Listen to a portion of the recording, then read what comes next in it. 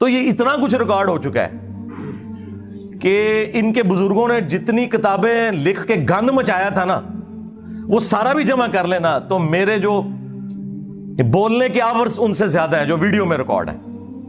علم کے ساتھ تو آپ کمپیئر ہی نہ کریں، وہ آپ کو پتا ہے ان بیچاروں کا کیا لینا دینا علم کے ساتھ. ہاں، نہ انہیں قرآن کا پتا، نہ انہیں سنت کا پتا. وہ اپنے فرقوں کو، بزرگوں کو لے کے چلے، اور اس کا نتیجہ آپ نے دیکھ لیا ہے کس لیول کی سب کانٹیننٹ میں گمراہی پھیلی ہے. بہرحال جی، فرقوں کی دکانیں بند، the damage has been done. ٹھیک ہے، چیخیں اب آپ سنیں بنو امیہ کی قیامت تک. میں نے دیکھیں کئی سال پہلے کہا تھا کہ پہلے شیعان علی چیخیں نکالتے تھے نا، ٹھیک ہے، اور انہیں شیطان نے ہائی جیک کر کے رافضی بنا دیا. تو اب بنو امیہ کی چیخیں نکلیں گی، اور یہ ناصبی تو پہلے ہی تھے، ہم نے انہیں ایکسپوز کیا الحمدللہ. ہم نہ ناصبی ہیں نہ رافضی ہیں. ان بندروں کی چیخیں سنیں. اور یہ بندر کا لفظ حدیث میں آیا ہے، مسند ابی یعلا میں، المستدرک الحاکم میں ہے. سیدنا ابو ہریرہ رضی اللہ تعالیٰ عنہ علیہ السلام کہتے ہیں کہ رسول اللہ صلی اللہ علیہ وآلہ وسلم نے اپنی وفات سے چند دن پہلے ایک خواب دیکھا، اور نبی کا خواب وحی الہی ہوتا ہے، یہ ذہن میں رکھیے گا. بخاری مسلم میں حدیث موجود ہے کہ یہ نبوت کا 46 نمبر حصہ ہے خواب. اور سورہ الصافات میں آتا ہے کہ حضرت ابراہیم علیہ السلام کو اپنے بیٹے کی قربانی کا حکم خواب میں دیا گیا، جو انہوں نے ایگزیکیوٹ کرنے کی کوشش کی. وہ کیوں؟ اس وجہ سے کہ وہ وحی الہی ہے.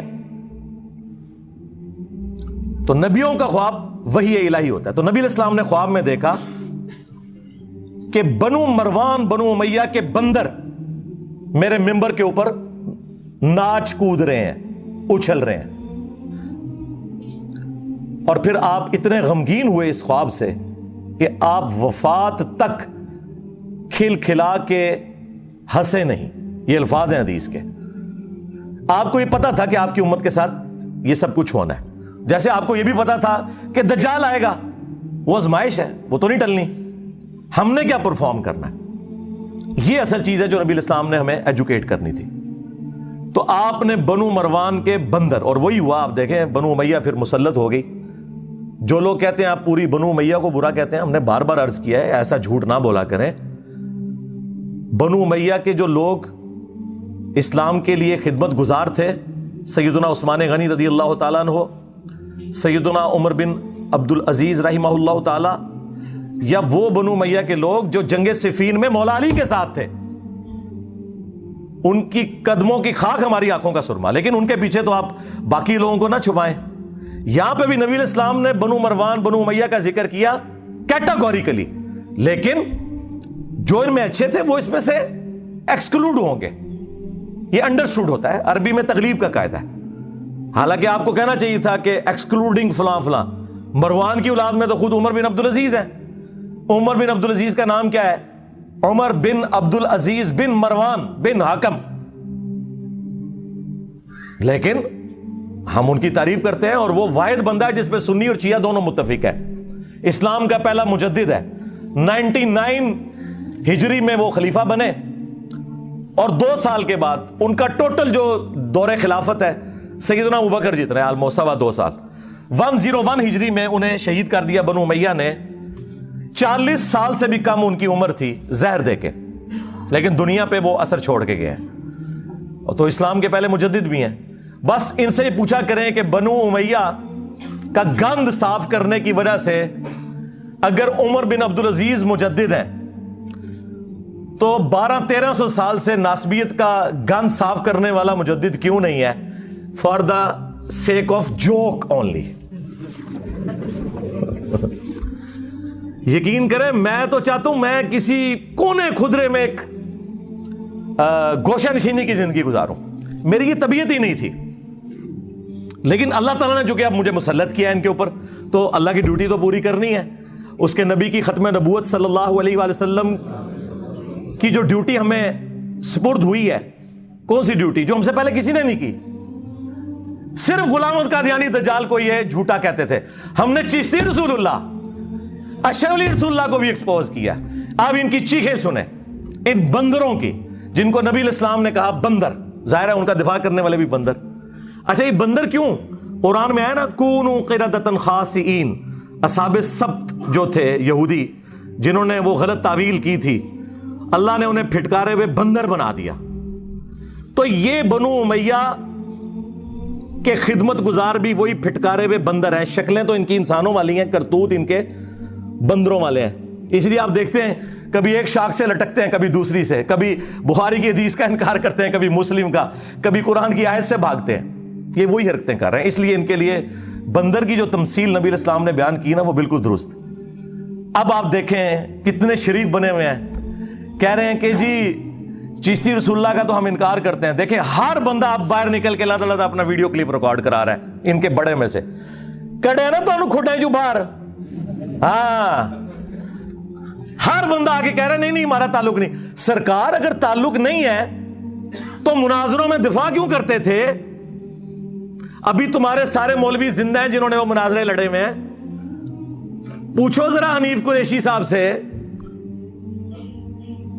پوچھو ذرا نوری سے، وہ قلعہ ٹھوکاں گا وہ والا نوری، ہاں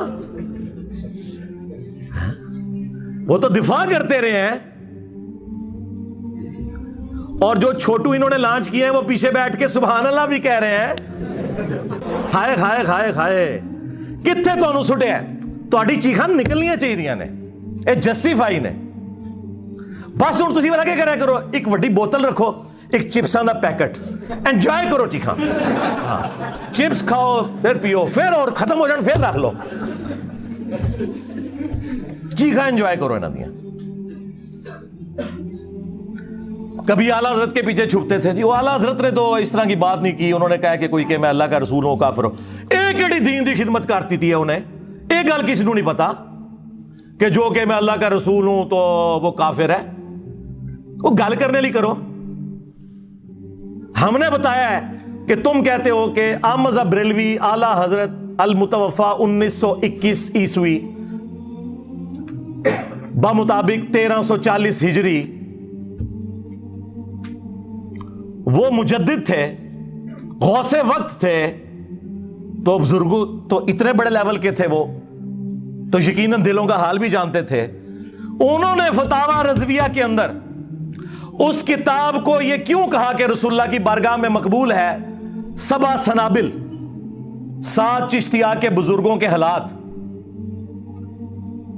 جس کے اندر چشتی رسول اللہ لکھا ہوا تھا. حشر بیش میں تو لکھا ہی ہوا تھا. وہ کہتے ہیں جی اعلیٰ حضرت نے کہا کہ چشت کے بزرگوں کی جو کتابیں ہیں نا وہ ٹیمپر ہو چکی ہیں، ان کا کوئی اعتبار نہیں. نہ 7 سنابل کے بارے میں انہوں نے کہا ہے کہیں کہ یہ وہ ٹیمپرڈ بک ہے. انہوں نے تو تعریف کی ہے کہ رسول اللہ کی بارگاہ میں مقبول ہے. 7 سنابل میں بھی چشتی رسول اللہ نکل آیا. اگر اعلیٰ حضرت کو پتا تھا تو اعلیٰ حضرت فارغ، اور اگر نہیں پتا تھا تو دی بزرگی فارغ. اوے تواڈے 1000 سال دے بزرگاں نو پتہ ہی نہیں لگا تواڈی کتابیں کی کوڑ لکھیا ہوا ہے، کفر لکھیا ہوا ہے. تواڈے بزرگاں دی جائز اولاد ہے غلامت قادیانی دجال. آپ لوگوں نے گراؤنڈز پرووائڈ کی ہیں. ایک اور بریلوی مولوی نکلا ہے جی جہاں تک اشرف علی رسول اللہ کا سوال ہے نا تو یہ دیوبندی خود جواب دیں گے، میں آپ کو چشتی رسول اللہ بتا آئے نا داڑ دلے تو تنو پتہ ہے کہ وہ قلعہ ٹھوکن گے تیرا جی تو اشرف علی رسول اللہ دے ہوتے بولیا. اور یہ بھی نہیں کہہ سکتا کہ وہ ٹھیک ہے ورنہ اپنے لوگ قلعہ ٹھوک دیں گے. ٹھیک ہے، یہ کوئی غلط مثالیں نہیں ہیں. قلعہ ٹھوکیں گے مطلب وہ زمین میں قلعہ ٹھوکا جاتا ہے اور جو بھینس اور یا بھینسا زیادہ تنگ کر رہا ہونا اس کو وہاں سے باندھ دیا جاتا ہے. یہ قلعہ ٹھوکنا ہوتا ہے. اور منجی ٹھوکنا بھی کوئی برا محاورہ نہیں ہے. منجی ٹھوکنا ہے کہ جس کی چولیں ہل رہی ہو نا تو وہ اس میں سپیسرز لگا کے نا وہ چوں چوں کی آواز بند کی جاتی ہے. اچھا میں جڑی منجی ٹھوکدا جے نا اس تو بعد چوں چوں نہیں ٹین ٹین دی آواز نکلتی ہے، وہ دا کوئی علاج نہیں ہے. ٹھیک ہے تے علم غیب فارغ. ہن تک تسی مناظرے کرتے سو، ابھی تک تم لوگ مناظرے کرتے تھے اور آج آ کے کہہ رہے ہو کہ جی کتابیں چینج ہو گئی ہیں. واہ واہ، بتاؤ کس مجدد نے تمہیں بتایا کتابیں چینج ہوئی ہیں؟ اور کتابیں تمہارے لوگ چھاپتے رہے، تمہارے لوگ بڑے بزرگ اس کو انڈورس کرتے رہے. آج یہ بہانے کر رہے ہو کیونکہ تمہاری پبلک چینج ہو چکی ہے. ابھی بھی ان کی عوام نہ چینج ہوتی, انہوں نے اس مسئلے کو پی جانا تھا. میں تو بھائی 2008-9 سے چیخ رہا ہوں, آج کیا ہو گیا ہے؟ لے جی, آج میں قیامت تک کے لیے اس ویڈیو میں ایک چیلنج دے رہا ہوں. دنیا کا کوئی عالم دین, زندہ مردہ, پرانوں میں سے نیوں میں سے, یا جو میرے مرنے کے بعد آئیں گے,